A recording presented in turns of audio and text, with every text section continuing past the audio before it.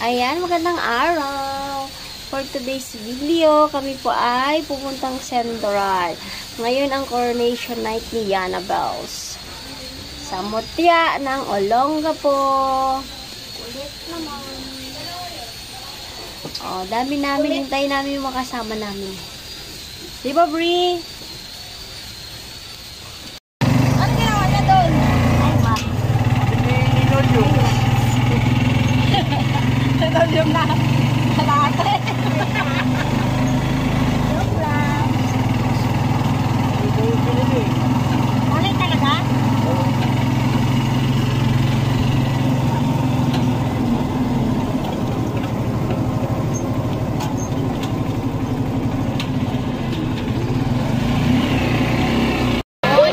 This is the radiant rose gold gown exudes elegance and symbolizes stylish, fashionable, romantic.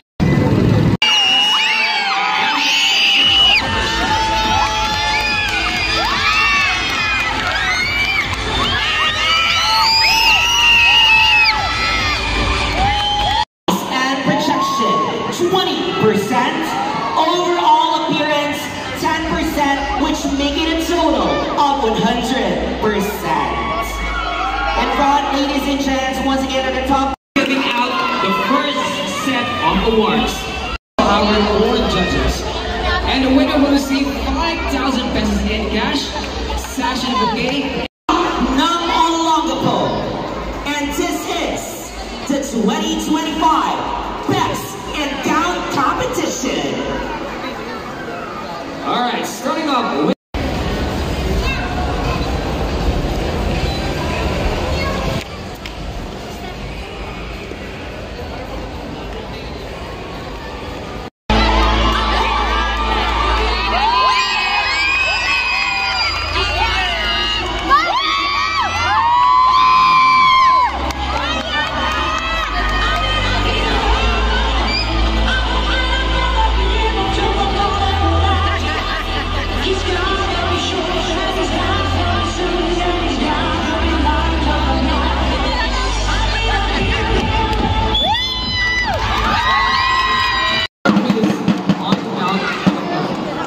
famous mountain that is situated in the highest point of Olongapo, where you can see the beautiful and aggressive view of the whole city. 2. Liara Margot Espiritu.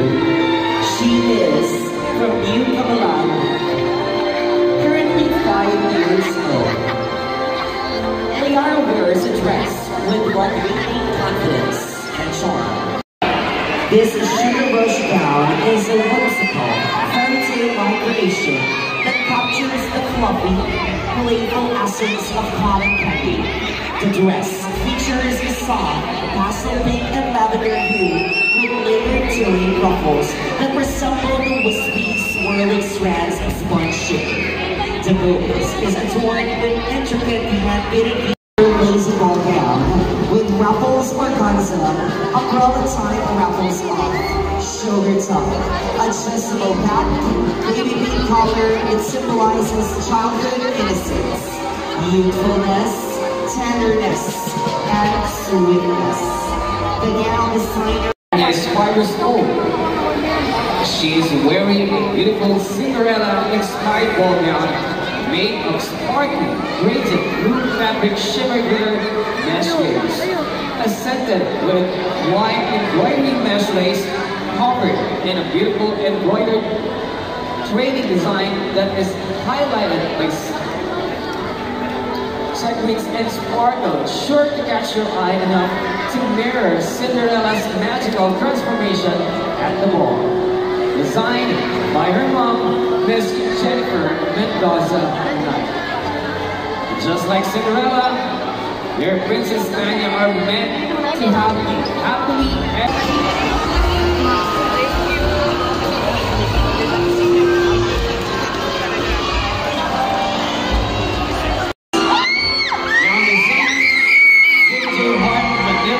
perfect gown. Once again, it's our candidate number 14.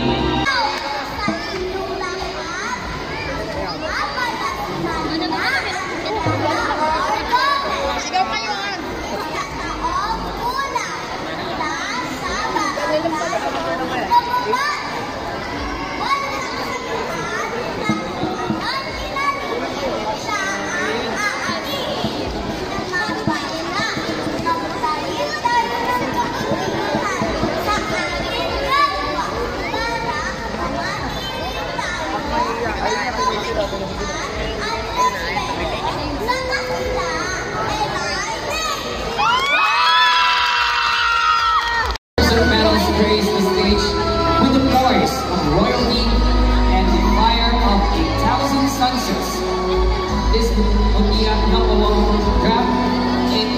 inspired by the eternal symbol of love and strength, the red rose. Each luscious petal is artfully sculpted into the cascading layers of her princess inspired football gown using a bracket single tone fabric for simple but elegant looks, while other accents such as stones, sequences, embroideries create its gleams and textures for more detailing looks that shows off the creativity, passion, and glamour of the piece. It is a unique and stylish cut that promotes the strength and range from Barangay Barreto. Candidate number 4 is wearing the white elegant ball gown, a long formal dress characterized by a fitted bodice and a She is wearing a full balloon dark lavender ball gown with embellishments with 100 pieces of rhinestone. 7 years of age from West Baja. Hannah is wearing a yellow gold gown with the highest quality of runner-up goes to candidate number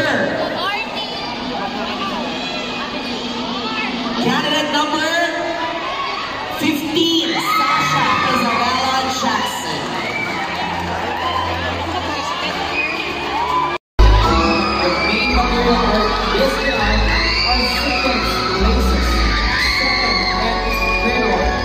and to make Filipino gown a symbol of strength, passion, and Filipino heritage. Her Filipino gown turns into a powder blue off-shoulder gown, intricately adorned with a blue embroidery and beadwork with highlights. From Barangay Barreto, and she is 5 years old. Ellie is wearing a gown inspired by Anne Curtis' look from a recent ball.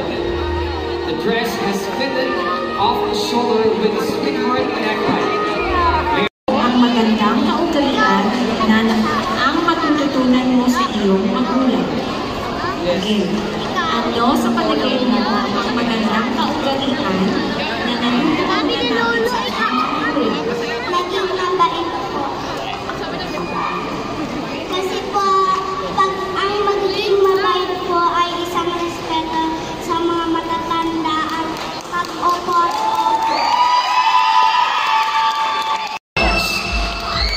Hi, si Veronica. Ayan. Alright, good. Nasa Resibuti po siya.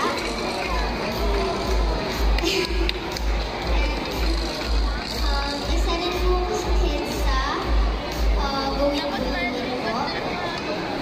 And cast din po sa Makiling and My Little Bird as my man. Currently, she is 5 years old, and she is Maria Adriana Gomez. This gown is a true showstopper, shimmering royal blue in color, symbolizing confidence and class. A masterpiece with a dramatic glittered fabric. This beautiful gown is made of hand-embroidered beads and sequins, dazzling embellishments that catch the light, creating a magical and unforgettable impression. The gown designer is designed and made by Miss Rosario Manzuela. Ladies and gentlemen, candidate number 9, Maria Adriana Gomez.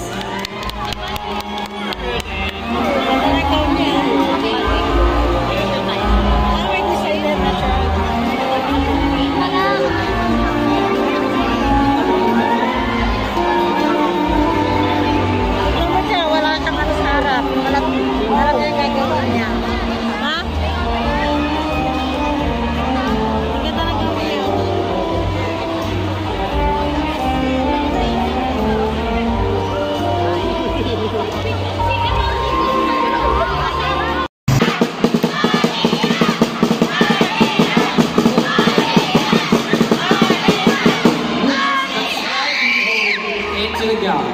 The gown has a deep V neckline. The whole body is of the dress is embellished in the same blue nuance as the whole dress. This gown is a cerulean blue with its vibrant and glowing green tones that has captured the imagination of artists and designers for centuries. A fully balloon off-shoulder gown accentuated with flowers and embellished with rhinestones and crystal beads that makes the design more intricate. It has also a raffles effect on the bottom end.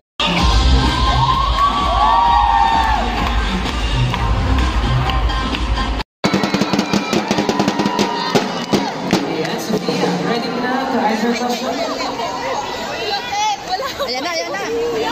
Ulit kayo. Ang orator na magtatanong ay walang iba kundi si Miss Eileen Villacrucis.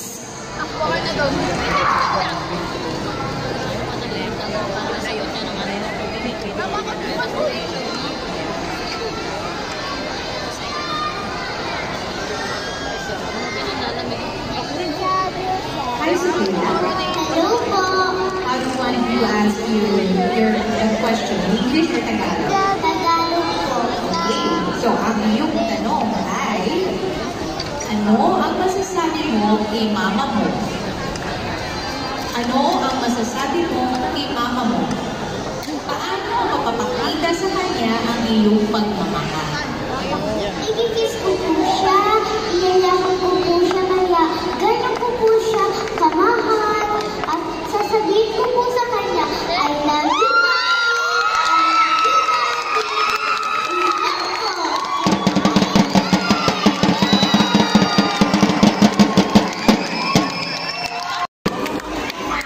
Okay, Belle, kindly pick. Okay, and this one, the judge who asked the question is no other than Ma'am Mary Ann Sadaba. Hi, Belle. Hello po. Congratulations in advance. Thank you po. Okay, your question. Kapag may nagawa kang mali, paano ka humihingi ng tawad sa nagawa mong pagkakamali? Can you ask me in English po, please? Or, okay. Thank you. Okay. When you do something wrong, how do you say sorry? If I do something wrong, I should say sorry like this. I'm sorry. Promise I'll not do something wrong to you again. That's how I'm going to say it. That's how I'm going to say sorry if I do something wrong. That's all. Thank you po.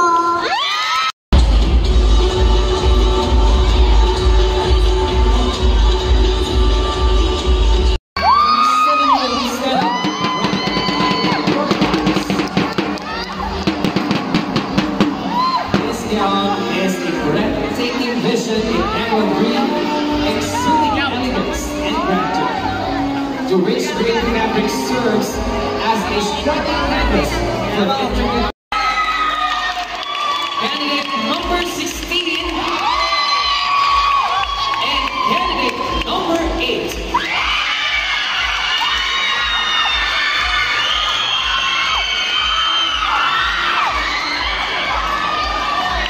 Ladies and gents, second runner-up goes to candidate number.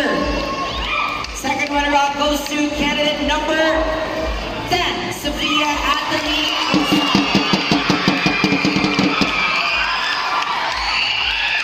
Congratulations, candidate number 13. Now we have two remaining candidates who are vying for the best in evening gown. We have candidate number 16 and candidate number 8. And we will be announcing the winner of best in gown. Meaning, kung sino po yung tatawagin namin, is our winner for the best in gown competition. And of course, the best in gown goes to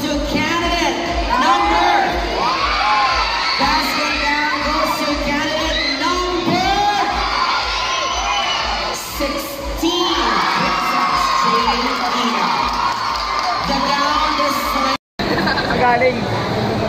Isang magandang araw po sa inyong lahat. Tila napakabilis. Lumipad ang araw. Parang kailan lang, isa ako sa mga batang nangarap na makasali.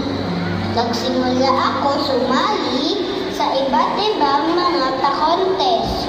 Noong una, hindi sinuswerte. Minsan pala. You shall receive a sash, bouquet, and a cash worth 3,000 pesos. And to present the Muntinlupa Popularity Award, may we have the Police Lieutenant Mary Ann Sadaba and Ms. Laila Cabral, our Korea ng Olympico 2024.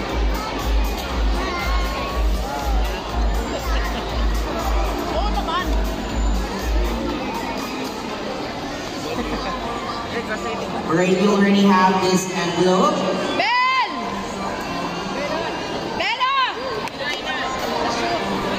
Ladies and gentlemen, with 62,000 hard-earned acts, this award goes to candidate number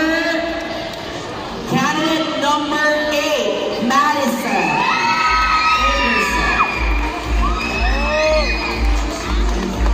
Congratulations, our candidate number 8 for winning the Muntinlupa Popularity Award.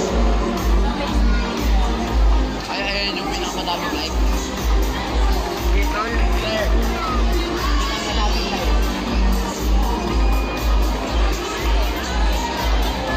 This yung pinakamarami sa yung many. Next award for the last set of awards is the Best in Talent. Last April 11, 2025, the talent presentation was held at SM City Olongapo Central. So there was one exceptional talent that stood out. The Princess. Pwede ka nang bumunot para malaman mo kung sinong hurado ang magtatanong sa iyo. At ang kanyang nabunot na hurado, ladies and gents, is we have Dr. Eric Matriano.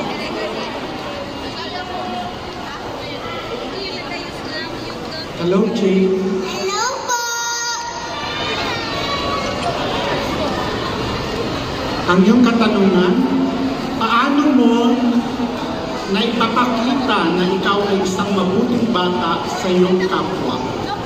Paano mo naipapakita na ikaw ay isang mabuting bata sa iyong kapwa? Ang aking nagpapakita na maging mabuting isang bata ay tumulong at maging mabait, magpo at opo.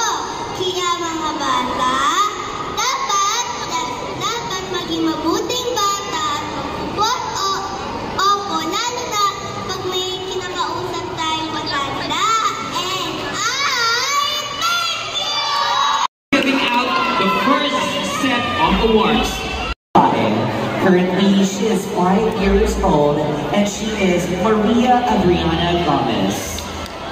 This gown is a true showstopper, shimmery color. Ladies and gentlemen, candidate number 9, Maria Adriana Gomez.